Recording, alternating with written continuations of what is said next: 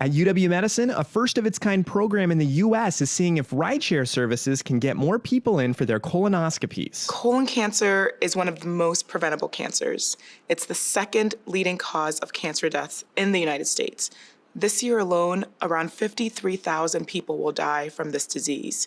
And it's estimated that with screening and earlier detection, such that people are not coming in at later stages, we could reduce those deaths by almost half.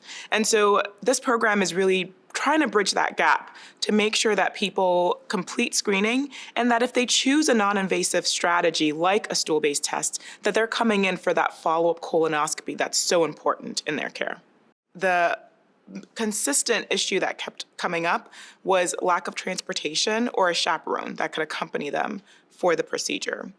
In order to receive sedation for a colonoscopy, for colon cancer screening, both of those things are required. And so we really thought about practical solutions that could address this barrier that was persistently being discussed.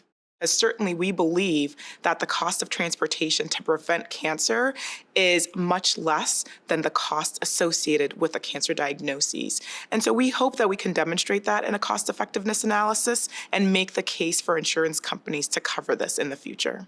The CDC encourages everyone age 45 or older to be screened regularly for colorectal cancer, but Dr. Issaka says about 1 in 3 are not up to date, while others don't get a follow-up screening after results from an at-home test suggest doing so.